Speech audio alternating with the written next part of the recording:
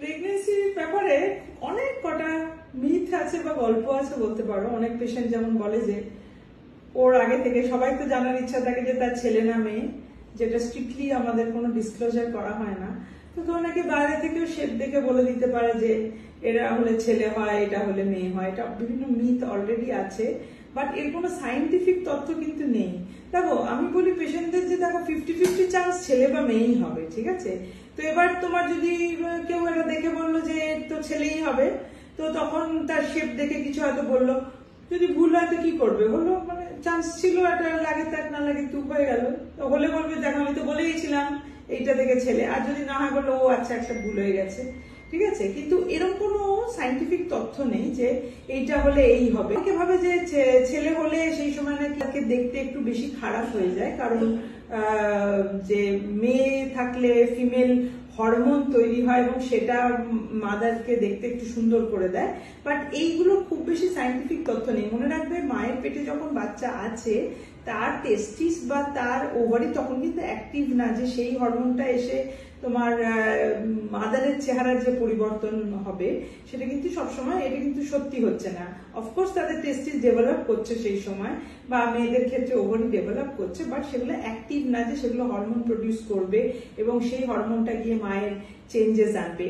অপরপক্ষে বলতে পারো মায়ের হরমোনটা বেবির মধ্যে যাচ্ছে। যেমন যদি দেখি আমরা, যদি ফিমেল বেবি হয় ডেলিভারির পরে অনেক সময় দেখা যায় ভেজাইনা থেকে একটু ডিসচার্জ বেরোয়, অনেকে ভয় পেয়ে যায় এইটুকু বাচ্চা এখন জন্মালো ভেজাইনাতে ডিসচার্জ কেন। এটা কিন্তু মায়ের হরমোনের ইফেক্টে বেবির যে ফিমেল হরমোনটা এক্সপোজড হলো সেই ক্ষেত্রে অনেক সময় একটু ডিসচার্জ হয়, উইচ ইজ জাস্ট আমরা বলি নর্মাল, এতে কোনো অসুবিধা নেই। তো এইটা একটা অদ্ভুত মিথ। এইটা যেমন আমার মনে হয় এটা নিয়ে বিশ্বাস করো না। তুমি যেটা চাইবে এটা তো তোমার চাওয়ার উপরে, 50-50 চান্স। তুমি যেটা চাইবে, যেমন পরীক্ষার রেজাল্ট হয়, তুমি খেটে খুঁটে পড়াশোনা করলে তুমি যেরকম, তারপরে তুমি যদি খুব ভালো মন থেকে চেয়েছো, দেখো পরীক্ষা হলে গিয়ে দেখো ওই কোয়েশ্চেন গুলো কমন পড়েছে যেগুলো তুমি পড়েছো, তাহলে সেটাকে আমরা বলি লাক ফ্যাক্টর।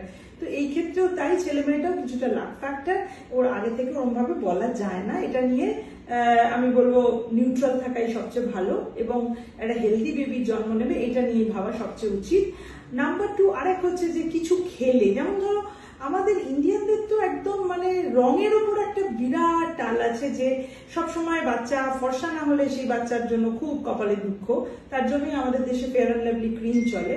তো এই ক্ষেত্রে বলবো যে অনেকের আছে যে কিছু একটা খেলে তার বেবি, এইটা ধরো কেশর, দুধের মধ্যে কেশর দিয়ে কি খেতে পারি, তাহলে কি বাচ্চা এরকম ফর্সা হবে?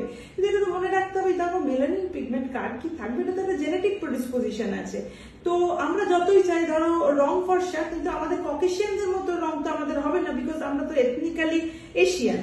তো আবার যদি ধরো আমাদের ইন্ডিয়ানদের মধ্যে যেহেতু এত রকমের রক্ত মিশে আছে, সেই হিসাবে আমাদের অন্য এথনিসিটিতে যেমন সবার একটা পার্টিকুলার টাইপের দেখতে হয়, ইন্ডিয়ানরা কিন্তু আমরা সবার থেকে আলাদা। তুমি দেখো কাশ্মীরে গেলে তোমার চেহারা যেমন হবে, নর্থ ইন্ডিয়ানদের যেমন চেহারা হবে, সাউথের সেরকম না, আবার ইস্টের চেহারা না। আমরা বাঙালিরা তো আরোই মিক্স, কারণ কিছুটা নর্থ ইস্টের পার্ট আমাদেরও আছে, আবার কিছুটা বাকি ইন্ডিয়ার যে তুমি বলো মানে যেটাকে আর্যাবর্ত বলতো সেখানকার কিছুটা আছে, এবং এত রক্তের মিক্স রয়েছে বলে আমাদের ফিচার্স ওরকম ভাবে আগে থেকে বলা যায় না। তবে অফকোর্স বাবা মা ঠাকুমা দাদু তাদের যে বংশ আছে সেই হিসাবে তাদের বাচ্চার কমপ্লেকশন হবে।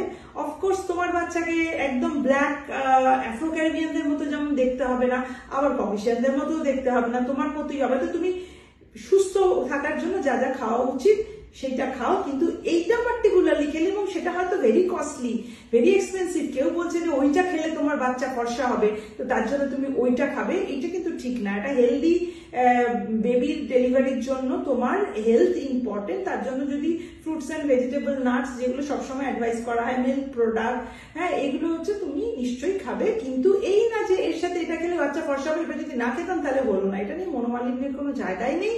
তোমার বাচ্চা তোমাদেরই বংশের যা লাইন আছে সেই হিসাবেই যার যেরকম কমপ্লেকশন সেরকম পাবে। তুমি খেলেও সেটা হতো, তুমি না খেলেও সেটাই হবে।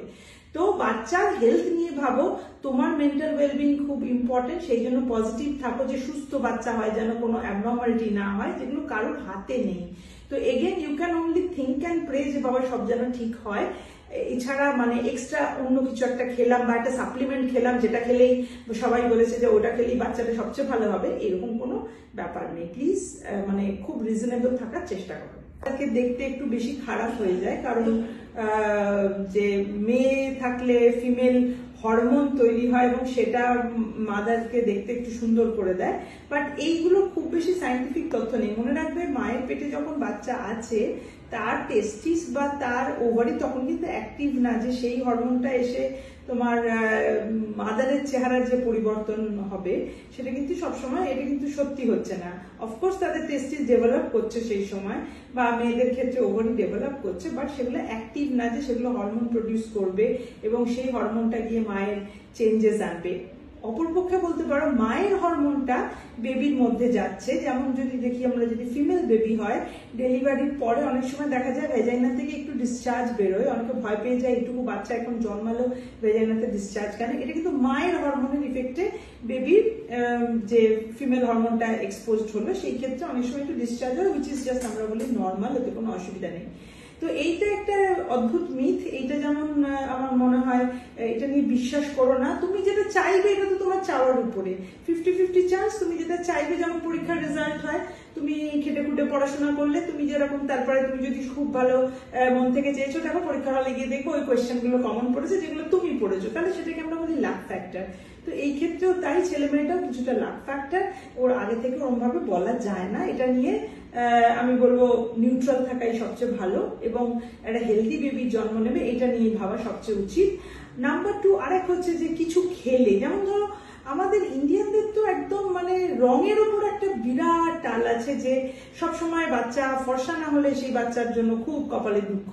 তার জন্যই আমাদের দেশে ফেয়ার অ্যান্ড লাভলি ক্রিম চলে। তো এই ক্ষেত্রে বলবো যে অনেকের আছে যে কিছু একটা খেলে তার বেবি, এইটা ধরো কেশর, দুধের মধ্যে কেশর দিয়ে কি খেতে পারি, তাহলে কি বাচ্চার রঙ ফর্সা হবে? কিন্তু এটা তো মনে রাখতে হবে, দেখো মেলানিন পিগমেন্ট কার কি থাকবে, এটা তো একটা জেনেটিক প্রেডিসপোজিশন আছে। তো আমরা যতই চাই ধরো রং ফর্সা, কিন্তু আমাদের ককেশিয়ানদের মতো রং তো আমাদের হবে না, বিকজ আমরা তো এথনিক্যালি এশিয়ান। তো আবার যদি ধরো আমাদের ইন্ডিয়ানদের মধ্যে যেহেতু এত রকমের রক্ত মিশে আছে, সেই হিসাবে আমাদের অন্য এথনিসিটিতে যেমন সবার একটা পার্টিকুলার টাইপের দেখতে হয়, ইন্ডিয়ানরা কিন্তু আমরা সবার থেকে আলাদা। তুমি দেখো কাশ্মীরে গেলে তোমার চেহারা যেমন হবে, নর্থ ইন্ডিয়ানদের যেমন চেহারা হবে, সাউথের সেরকম না, আবার ইস্টের চেহারা না। আমরা বাঙালিরা তো আরোই মিক্সড, কারণ কিছুটা নর্থ ইস্টের পার্ট আমাদেরও আছে, আবার কিছুটা বাকি ইন্ডিয়ার যে তুমি বলো মানে যেটাকে আর্যাবর্ত বলতো সেখানকার কিছুটা আছে, এবং এত রক্তের মিক্সড হয়েছে বলে আমাদের ফিচার্স ওরকম ভাবে আগে থেকে বলা যায় না। তবে অফকোর্স বাবা মা ঠাকুমা দাদু তাদের যে বংশ আছে সেই হিসাবে তাদের বাচ্চার কমপ্লেকশন হবে। অফকোর্স তোমার বাচ্চাকে একদম ব্ল্যাক আফ্রো ক্যারিবিয়ানদের মতো যেমন দেখতে হবে না, আবার ককেশিয়ানদের মতো দেখতে হবে না, তোমার মতোই হবে। তো তুমি সুস্থ থাকার জন্য যা যা খাওয়া উচিত সেটা খাও, কিন্তু এইটা পার্টিকুলারলি খেলে, এবং সেটা হয়তো ভেরি কস্টলি, ভেরি এক্সপেন্সিভ। কেউ বলছে যে ওইটা খেলে তোমার বাচ্চা ফর্সা হবে, তো তার জন্য তুমি ওইটা খাবে, এইটা কিন্তু ঠিক না। এটা হেলদি বেবির ডেলিভারির জন্য তোমার হেলথ ইম্পর্টেন্ট। তার জন্য যদি ফ্রুটস অ্যান্ড ভেজিটেবল নাটস, যেগুলো সবসময় অ্যাডভাইস করা হয়, মিল্ক প্রোডাক্ট, হ্যাঁ এগুলো হচ্ছে তুমি নিশ্চয়ই খাবে, কিন্তু এই না যে এর সাথে এটা খেলে বাচ্চা ফর্সা হবে, এটা যদি না খেতাম তাহলে বলো না। এটা নিয়ে মনোমালিন্যের কোনো জায়গায় নেই। তোমার বাচ্চা তোমাদেরই বংশের যা লাইন আছে সেই হিসাবেই যার যেরকম কমপ্লেকশন সেরকম পাবে। তুমি খেলেও সেটা হতো, তুমি না খেলেও সেটাই হবে। তো বাচ্চার হেলথ নিয়ে ভাবো, তোমার মেন্টাল ওয়েলবিং খুব ইম্পর্টেন্ট, সেই জন্য পজিটিভ থাকো যে সুস্থ বাচ্চা হয়, যেন কোনো অ্যাবনর্মালিটি না হয়, যেগুলো কারোর হাতে নেই। তো again you can only think and pray যে বাবা সব যেন ঠিক হয়। এছাড়া মানে এক্সট্রা অন্য কিছু একটা খেলাম বা একটা সাপ্লিমেন্ট খেলাম যেটা খেলেই সবাই বলেছে যে ওটা খেলেই বাচ্চাটা সবচেয়ে ভালো হবে, এরকম কোনো ব্যাপার নেই। প্লিজ মানে খুব রিজনেবল থাকার চেষ্টা করো।